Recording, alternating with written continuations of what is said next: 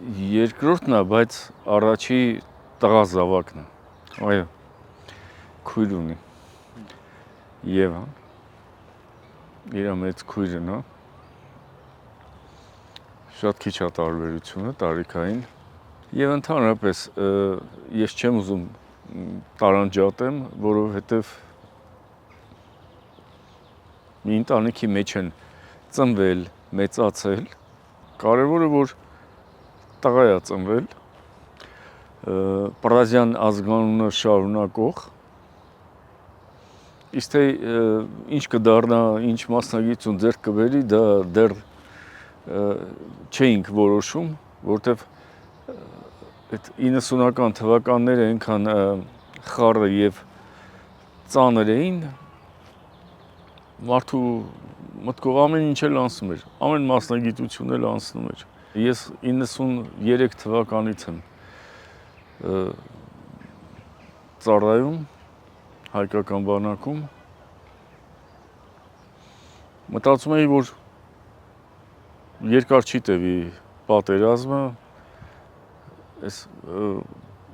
Լեռնային Ղարաբաղի, մեր Արցախի հարցը մոտալուտ լուծում կունենա։ Դա համար նույնիսկ մտքովս չի անցել, որ հետո կարող է մեր երեխաները դառնան զինվորական։ Երբ որ Ռուբենը ծնվեց, ես Պաշտպանության նախարարության կառուցվածքի մեջ եմ եղել։ Շատ ենք մոտ եղել, այնքան մոտ, որ հենց որ ինքը սկսել է արդեն խոսալ ու տարբերակել զինվորական հագուստը քաղաքացիական հագուստից, այդ ժամանակվանից իր մոտ առաջացել է սեր, երևի այդ համազգեստի հանդեպ, որտեղ դեռ չէր գիտակցում ինչ է նշանակում բանակ, ինչ է նշանակում զինվորագրվել, դա հետո է իր մոտ ձևավորվել, արդեն բարձր դասարաններում դպրոցի։ Երբ որ արդեն գիտակցում էր իրականում, թե ինչ է նշանակում զինված ուժեր, ինչ է նշանակում բանակ, ինչ է նշանակում գնալ հայրենիքի համար ծառայել։ Ինքը ինձ ավելի քիչ հարցեր էր տալի, որովհետև ես էի ամեն պատե, անպատե առիթով, եթե հնարավոր է էլի, հետս վերցնում էի ինչ-որ զորավարժության, ինչ-որ միջոցառումների, զինվորական նկատի ունեմ, ու իրան շատ էր դուր գալիս, այդ միջավայրը զգում էր ինչ-որ ուժ էր զգում, հզորություն, կարգապահություն, մանավանդ կարգապահությունը։ Ամեն մի դպրոցական երեխայի հիմա այսօրվա դրությամբ չես կարող սերմանես կամ մտցնես երեխայի մեջ այդ կատեգորիաները, իսկ իր մոտ կամաց դա ներարկվել է ու ինքը դարձել է կազմակերպված կարգապահ, հայրենիքի պաշտպանությանը պատրաստ քաղաքացի այդ ժամանակ։ Շփումը միշտ ազատ է եղել ու հիմնականում շփվել է սպայական անձնակազմի, նաև բարձրաստիճան սպայական անձնակազմի ներկայացուցիչների հետ, բայց իմ ընկերները, իմ գործընկերները իրանք էլ էին արդեն հասկանում, որ եթե այս երեխան ստեղ է գտնվում այս պահին, ուրեմն ինքը հենց այնպես չի եկել ստեղ։ Ուրեմն սա ապագա զինվոր է։ Սա ապագա սպա է։ Իսկ ինքը հարցեր քիչ էր տալի, որովհետև ինքը սիրում էր ավելի շատ նայել, ընկալել, հասկանալ։ Երբ որ ցանկություն ուներ, հարցեր կտար, բայց աշխատում էր հիմնականում ինքնուրույն հասկանա ինչ է ընդհանրապես, ինչը ոնց է շրջապատում սկսած ռազմական տեխնիկայից վերջացրած ինչ որ փոքր ուսումնական ռազմական գործողություններ ավելի շատ ուզում էր ինքը ինքնուրույն հասկանա, նոր վերջում հարցեր տա։ Իսկ քանի որ խելացի տղա էր, հարցեր քիչ էր տալիս, ավելի շատ ընկալում էր։ Նախ մենք որոշեցինք, որ պետք է տղամարդ տղան լինի հայրենիքի պաշտպան, դա մեկ։ Երկրորդը ստանա նորմալ բարձրակարգ ուսուցում, դա երկուս։ Երրորդն էլ ես համարում եմ, որ իրավունք ունենք այդ ձևի նույնիսկ պլաններ կազմելու, որ մեր տղան դառնար մեծ զորավար, ինձնից բարձր։ Ես այն ժամանակ կապիտան էի, ինչքան հիշում եմ, կոչումով, ու մտածել ենք, որ պետք է տղան, մանավանդ մեր Արցախյան հարցը լուծում չէր ստացել վերջնական, մտածում ենք, որ համ հայրենիքի պաշտպանապետ, համ էլ զուգահեռ, որ լինի գիտակից քաղաքացի, գրագետ եւ գիտակից քաղաքացի։ Ինքը շատ էր հարցնում, արդեն 10-րդ դասարանում մոտավորապես այդ հասակում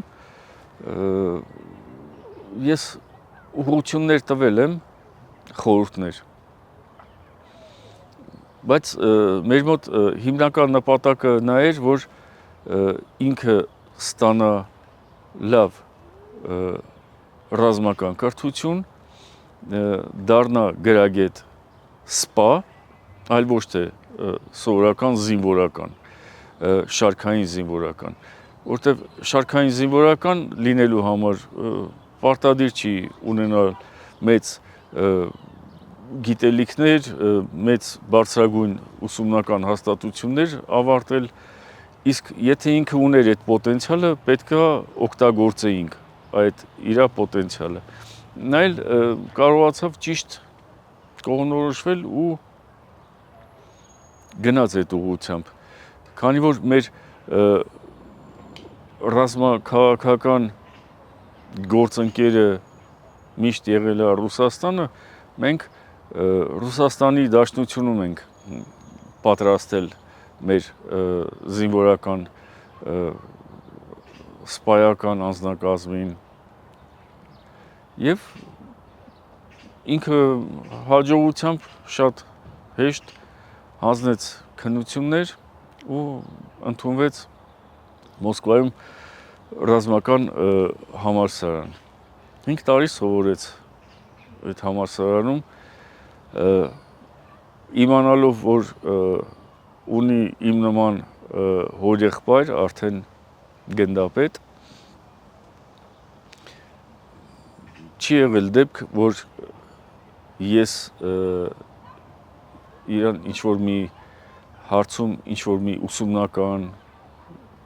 ուսումնադաստիարակչական հարցերով խորհուրդ տամ կամ բարկանամ նույնիսկ այնքան որ պատասխանատու էր, պատասխանատվության զգացում ուներ։ Միայն նրա համար, որ խայտառակ չանի իր ազգանունը, իր ծնողներին անունը, այդ հենց գերազանց ավարտեց։ Ստիպված, բայց գերազանց ավարտեց, որովհետև ինքը ուրիշ ձև չէր կարա սովորի կամ ապրի։ Կամ լավ, կամ ոչ մի ձև։ Դրա արդյունքում գերազանց ավարտելով նույնիսկ ստացավ Ռուսաստանի պաշտպանության նախարարի անունից պատվոգիր, լինելով ունկնդիր, ռազմական համալսարանի ունկնդիր։ Դա իր հորեղբոր միջամտության կամ անունի հետ կապ չունի։ Էդ էլ է ինձ համար շատ ոգեշնչող, հպարտալի, որովհետև մարդ պետքա ինքը կառուցի իր ապագան, իր ճանապարհը, այլ ոչ թե միայն խորհուրդներով, ամեն անգամ, ամենօրյա խորհուրդներով։ Ու մեր տղան կայացավ։ Լեյտենանտի կոչում ստացավ, եկավ Հայաստան ու անցավ զինվորական ծառայության, որպես սովորական լեյտենանտ, նորաթուխ լեյտենանտ։ Ու այդ ձև մի քանի տարվա ընթացքում համ կարողացավ դրսևորի իրան բանակում, զորամասում, զինվորական կառույցներում ու էլի հպարտությամբ կարող եմ ասել, որ առանց իմ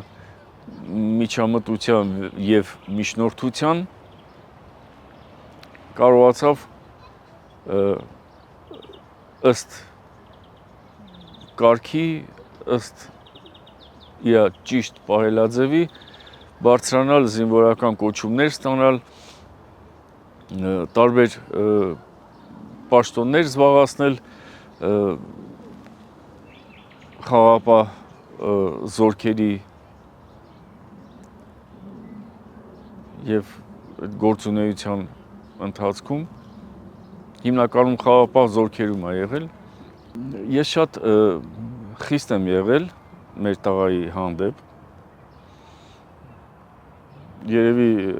չափից շատ խիստ, ոչ բոլոր հարցերին էի պատասխանում, թույլ էի տալի, որպեսզի ինքը ինքնուրույն կարողանա ինչ-որ հարցերի պատասխան գտնի կյանքում, ծառայության մեջ։ Նույնիսկ շատ ժամանակ ասում էի ազգանունդ ամենտեղ մի շեշտի, որ չստացվի այն ձև, որ դու ունես հովանավոր, այլ ինքդ շարժվի առաջ։ Ու այդ ձև է ինքը սկսել իր զինվորական կարիերան կառուցել ու այդ ձև է շարժվել։ Եթե ընդունենք, որ 90-ական թվականները, ամբողջ 90-ական թվականները եղել են պատերազմական եւ հետպատերազմական շրջանի ժամանակներ, ցանկացած զինվորական, մանավանդ եթե սպա ես, քո շրջապատում համ ունենում ես հարգանք, համակրանք, մանավանդ ընտանիքում տղա երեխաները մանավանդ ուզում են նույնպես դառնան զինվորական, հայրենիքի պաշտպան։ Այդ ժամանակներից սեր է առաջանում ու կարելի ասել գենետիկորեն կազմվում է նոր գենոֆոնդ տղա երեխայի մոտ, սկսած մանկապարտեզից, 5-6 տարեկանից։ Ու նենց է եղել մեր ընտանիքում իմ ընկերները, ընկերական շրջապատը ոչ միայն ընկերներ են, այլ նաև ընտանիքներով ընկերություն են կարել ու լավ, վատ, բոլոր առիթներով մեր տղան, մեր Ռուբենը ամեն առիթների ներկա է եղել ու այդ մթնոլորտում է դաստիարակվել։ Նույնիսկ կարող եմ հիշատակել Մոնթե Մելքոնյանին ինքը չի տեսել անձամբ, բայց այնքան է լսել իմ կողմից, եղբորս կողմից հիշողություններ, պատմություններ, որ արդեն ինքը ուզում էր սկզբում ընդունվի Մոնթե Մելքոնյանի ուսումնական վարժարան, նոր հետո ավելի բարձր ուսումնական հաստատություններ տեղափոխվի։ Կար իր մեջ ձգտում կար, պոտենցիալ ուներ, ձգտում կար, իսկ իմ խստությունն էլ ոչ թե հիասթափեցրել է իրան, այլ կարելի ասել նույնիսկ հանդիսացել է խթան, ստիմուլ, որպեսզի ինքը գնա այդ ուղղությամբ ու դառնա հայրենիքի պաշտպան, զինվոր, որտեվ միայն զինվորը չի զինվոր, սպան, գեներալն էլ են համարվում զինվոր, հայրենիքի զինվոր։ Նկատի ունեմ ոչ հիմիկվա ուռճացված եւ արհեստական գեներալներին եւ բարձր սպայական անձնակազմին, այլ ընդհանրապես փոքրուց այդձև մեծացել է մեր տղան, դաստիարակվել է այդձև։ Սկսենք նրանից, որ ես այդ ժամանակ արդեն 2010 եւ այլն թվականներից ունեցել եմ հնարավորություն եւ ի պաշտոնե, որ կարողանայի մեր տղային, մեր Ռուբենին տեղավորել, հովանավորել, փափուկ բարձ դնել, որ անվտանգ, անհոգ սպա մեծանա, դառնա գնդապետ, նույնիսկ կարող եւ գեներալ դառնար, բայց անհոգ եւ այլն։ Ես չեմ զբաղվել դրանով ու ինքն էլ հասկացել է, որ պետքա ինքնուրույն քայլերով ինքնահաստատվել, այլ ոչ թե հորեղբոր կամ հորեղբոր ընկերների հովանավորությամբ շատ ընկերներ եմ ունեցել, նախարարներ, մի քանի պաշտպանության նախարարներ, ոչ մի անգամ չեմ դիմել իմ տղայի հարցով, ծառայության հետագա շարունակման, ապագայի հարցով, չեմ դիմել, որտեվ համարել եմ, որ բանակում հովանավորչությունը պետքա տեղ չունենա։ Բանակը բարեկամների, սանիկների, հարևանների կոլեկտիվ չի։ Դա շատ խիստ ամուր կարգապահական մեծ օղակ է մեր հայրենիքի անվտանգության ապահովման եւ այլ հարցերում։ Ես արդեն սկսում էի համոզվել, որ ճիշտ եմ ես վարվում, որ թույլ եմ տվել ինքնուրույն մեծանա, դառնա թեկուզ փոքր օղակում զինվորական ծառայության, բայց արդեն իր մոտ ձևավորվել էր հրամանատարի, կազմավորված սպայի որակներ առաջացել էին։ Երբ որ մենք զրուցում էինք իրար հետ, արդեն ես զգում էի, իմ մեջ հպարտանում էի, որ ճիշտ եմ դաստիարակում։ Ճիշտ եմ դաստիարակում ու ինքը հասկացել էր, թե ոնց պետքա շարժվել առաջ, ոչ միայն հասարակությունում, այլ բանակում զինվորական ծառայության մեջ, արդեն զգում էի, որ ունի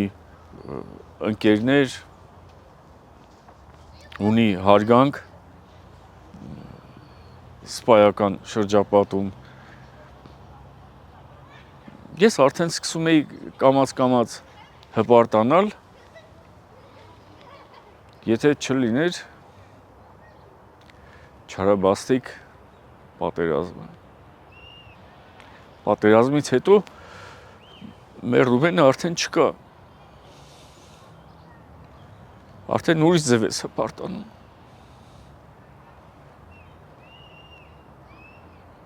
Ֆիզիկապես չկա։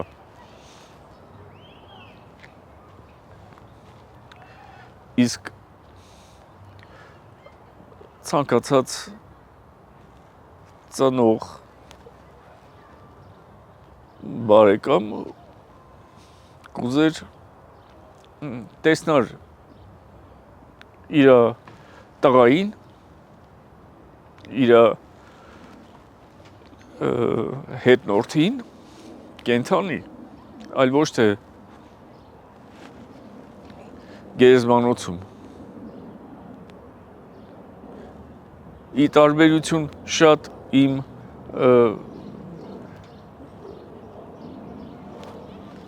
կոլեգաների, ընկերների, ես նույնիսկ պատերազմի ժամանակ չմիջնորդեցի, որպեսզի մեր տղան մնա Հայաստանում։ Ունեի բոլոր հնարավորությունները։ Բայց համարում էի, որ եթե պատերազմա, ուրեմն պատերազմը բոլորիս համար է։ Այլ ոչ թե միայն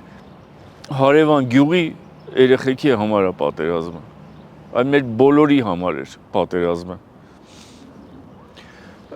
Այլ ոչ թե կովիդով հիվանդ գեներալների եւ գնդապետների համար էր, որոնք շատերը մի քանի անձամբ ճանաչում եմ մի քանի մարդկանց, որոնք հենց պատերազմի սկսած առաջին օրվանից հիվանդացան կովիդով, 20-30 օր բուժվեցին ու արդեն